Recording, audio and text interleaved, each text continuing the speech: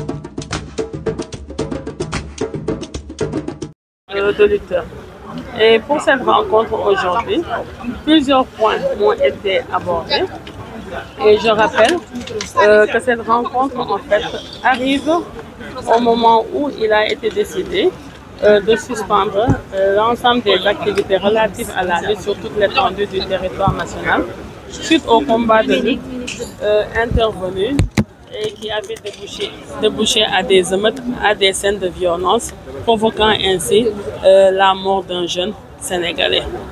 Et durant cette période de mois de Ramadan, j'en ai profité pour pouvoir rencontrer le CNG de lutte, ainsi que l'ensemble des associations de lutteurs et les promoteurs. Et aujourd'hui, il nous fallait quand même synthétiser nos différentes positions afin de pouvoir quand même permettre la reprise des activités de lutte à la fin de ce mois de Ramadan.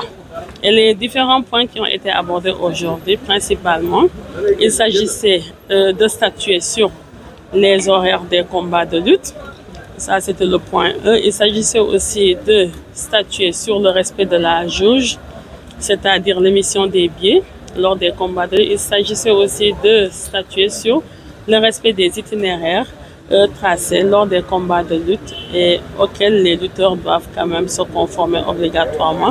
Et le quatrième et dernier point, en fait, il s'agit de demander, d'instruire au CNG de lutte d'améliorer le contenu du cahier des charges concernant l'organisation des combats de lutte.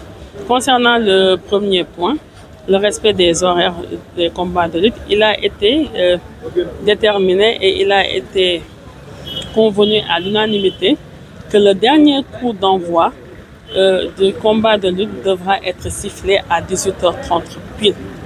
Et ceci fera que, même s'il y a deux séances de 2 minutes, nous savons tous qu'une séance de combat de lutte dure 10 minutes. S'il y a un cas d'absence de vainqueur, c'est une séance qui peut être renouvelée encore 10 minutes avec une pause de 5 minutes, ce qui fait un total de 25 minutes. Donc là, le combat de lutte ne pourra pas dépasser au plus tard 18h55 pour permettre aux forces de défense et de sécurité et à l'ensemble des acteurs de minimiser les risques de troubles à l'ordre public. Et le second point était le respect de la jauge. Le respect de la jauge renvoie au respect des émissions des billets lors des combats de lutte. Nous savons tous que l'arène nationale a une capacité de 22 000 places, mais il n'est pas question d'émettre 22 000 billets. Les promoteurs eux-mêmes, ils ont affirmé qu'ils n'ont jamais émis plus de 20 000 billets lorsqu'ils organisent des combats de lutte et nous nous sommes tous accordés à limiter le nombre de billets émis lors des combats de lutte à 20 000 et réserver les 2 000 autres places pour les accompagnants des lutteurs, les managers, les promoteurs, les membres du CNG ainsi que les tierces personnes qui viendront assister au combat de lutte.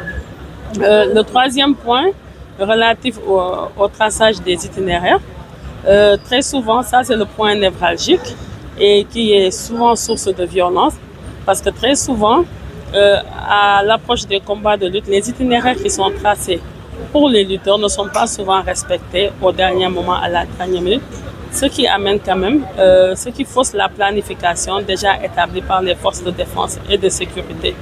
Et durant cette rencontre, il est fait obligation pour les lutteurs ainsi que leurs accompagnants de respecter les itinéraires qui leur seront désormais tracés lors des combats de lutte. Toutefois, ces itinéraires quand même pourront être gardés secrets et ne pas être quand même portés à la connaissance du public pour respecter le caractère mystique et le caractère sacré de ces itinéraires-là par lesquels les lutteurs devront impérativement passer. Il était aussi question de parler de la multiplication des portes d'entrée pour les lutteurs, effectivement. Et nous, administration en charge du sport, c'est de notre ressort et je donnerai les instructions qu'il faut pour que le plus rapidement possible, que nous puissions pouvoir ouvrir d'autres portes d'entrée aux lutteurs parce que très souvent les lutteurs sont convoqués au même moment et ils passaient tous par la même porte, ce qui conduisait souvent à des émeutes ou bien à des échanges verbaux qui pouvaient véritablement déboucher à des scènes de violence. Maintenant, pour parer à toute éventualité de telle nature, désormais, nous ouvrirons d'autres portes d'entrée et de telle sorte que les lutteurs convoqués à la même heure, chacun pourra venir avec son cortège, pénétrer l'enceinte de l'arène nationale et sans pour autant que les deux délégations puissent se rencontrer. Il a été aussi question d'aborder aussi le problème des caravanes et la limitation aussi du nombre d'accompagnants. Et effectivement, les forces de défense et de sécurité ont fait état que plus les caravanes sont longues, plus il y a de l'insécurité, il y a des risques aussi d'émeutes et de troubles à l'ordre public. Plus aussi le nombre d'accompagnants des lutteurs aussi est élevé, plus aussi les risques d'insécurité aussi est élevé. Et pour cela, le CNG de lutte, très rapidement, entrera en conclave avec les promoteurs, avec les associations de défense des intérêts des lutteurs pour déterminer à chaque combat de lutte le nombre d'accompagnants qui devra accompagner le lutteur. Et le lutteur sera tenu de s'y conformer de la façon la plus stricte sous peine de sanction. Et pour le quatrième et dernier point, j'ai instruit au CNG de lutte de revoir le cahier des charges qui est souvent mis à la disposition des promoteurs concernant l'organisation des combats de lutte.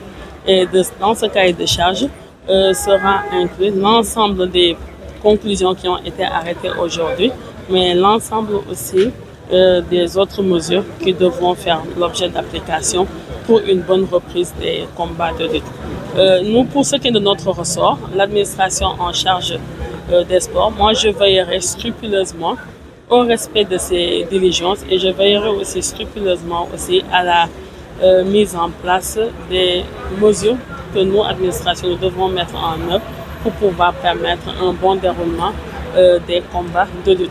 Et avant de clore mon propos, moi je lance un appel à l'ensemble de la jeunesse sénégalaise pour leur dire que ces infrastructures sportives qui sont érigées ici, créées ici au Sénégal, sont souvent la résultante de prêts consentis à l'État du Sénégal. Et quelquefois, pour la plupart de ces infrastructures, l'État n'a pas encore achevé le remboursement de ces prêts. Et il revient donc à ces jeunes sénégalaises-là de contribuer à la protection, à la sauvegarde de ces infrastructures et à leur pérennisation. Déjà, nous n'en avons pas assez. Il y a un déficit criard d'infrastructures sportives au niveau de notre pays et le peu qui existe déjà, nous tous, nous avons une obligation et en particulier la jeunesse sénégalaise de la conserver et de veiller aussi à leur pérennisation. Aux promoteurs aussi de lutte, eux, ils sont tous engagés résolument derrière l'État, derrière l'administration en charge des sports pour ne ménager aucun effort afin que les scènes de violence puissent véritablement être éradiquées au niveau des arènes de lutte et au niveau aussi des compétitions sportives de façon générale.